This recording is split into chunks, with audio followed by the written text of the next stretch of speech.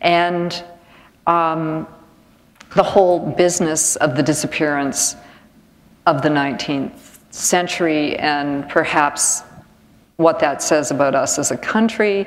It's all of those things. Well, let's probe a little bit in there. I was at strangely, I was this summer, I was investigating chip wagons and French fries, and I ended up in this farm on the way up to Peterborough with very talkative farmers, lovely people who also made French fries, and they said to me, if it wasn't for the Mexicans, we wouldn't eat, because nobody here can work the way that they work. They said our young people go out and they're no good in the fields. They quit after a day.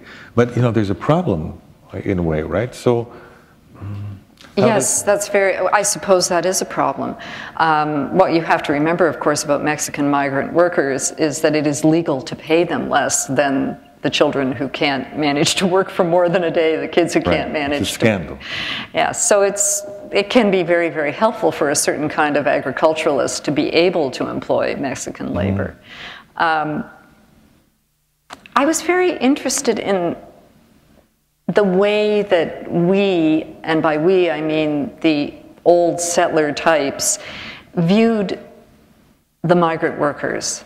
And that was with, I mean, a fully benign spirit, I would hope, but at the same time a kind of distance that just was there, always. I mean, I clearly had no relationship, because I was not on a farm, with any of these people, and yet I knew they were there, and I had never really made the effort to find out what their lives were like, or how they felt about working in our fields, or you know, whether this was a good thing for them or a bad thing for them. So this book was a bit of an exploration of that as well. And there is again, I don't want to give away parts of the novel, but there's this sort of a contact that happens between the two groups, for better or for worse, without sort of talking about that or giving it away. The other thing you mentioned at the beginning, which we haven't talked about yet, is this book is dedicated to the fallen, which I find very moving. And for me in particular, my son was a soldier in Afghanistan and survived, but I spent 7 very tense months, and I become intensely aware of you know, these soldiers in Afghanistan. And of course, you've got the character Mandy, who dies in Afghanistan. So I'd like you to talk about that a little bit, just to preface it a bit more. My sense is that the country has changed, if in a way my generation, if I could say our generation, was not that interested in military things, and yet strangely we have become supportive in a way of military things and understand them better, I think. But that's me talking, not you. What is your thought? Well, I felt, again, I mean, I have visited the Royal Military College several times over the period of the last 10 years, and I was very gratified to receive an honorary doctorate from them. Yes, and this would likely have been as a result of the fact that I wrote a novel about the building of the Vimy Monument. Right. But even while I was working on that novel, I was invited to visit the military college, and I did some research there as well.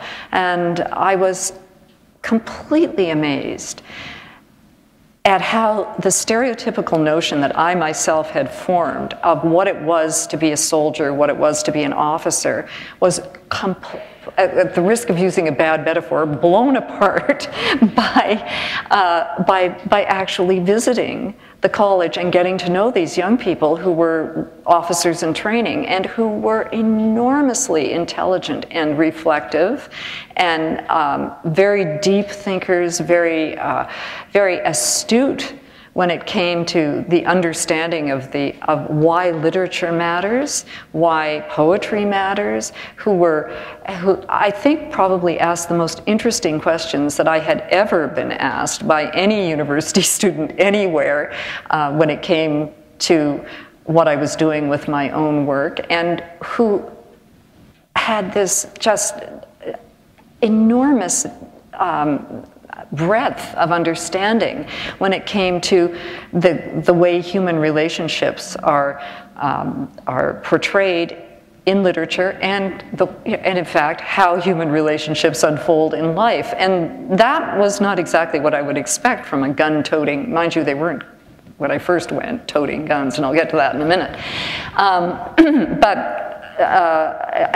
The kinds of things that jar me that way always stay in my mind for long periods of time. And so I wanted to create a character in this book who was, in a way, a symbol of those young people that I had met. And this character is a young woman, Mandy, and I'm not letting anything go by saying that we know that she's been killed by an improvised explosive device right from page 1. I think that, like me, many people would. As a matter of fact, I think there was even a review in which someone said, "Oh, she's pushed it too far by having this girl be interested in literature." I didn't see that one. And I mean, it was a great review, but there's a little caveat saying, "But there's only one thing I didn't quite believe," and that. But you know, they were men and women, young men and women were, and in fact, they are teaching courses in Middle Eastern literature at the Royal Military College. As well they should, because the understanding of the other is hopefully what we're trying to achieve with all this.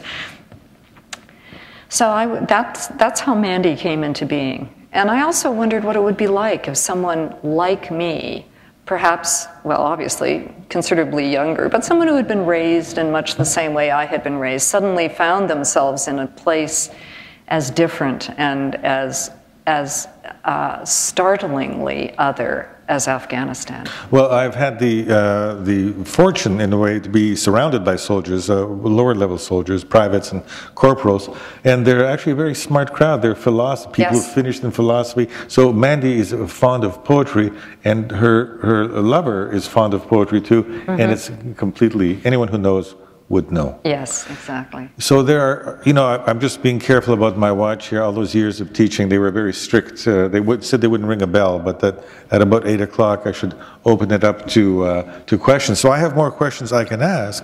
I particularly like my question about original sin, but never mind. That's my Catholic. That's my Catholic education. I keep asking that question. So if you would like to ask questions from the audience, but here's the rule. A brief observation, only one question at a time, and you must be at the microphone. Or have I scared you all off now? Oh, come on. No, it's okay. I have a way of dealing with this. Oh, I do too. Oh, you have a way? Yes, I do. Unless someone asks a question, I will just randomly choose a person from the audience. And they will be forced to ask a question. Wow. I've never used that one before. That one's good.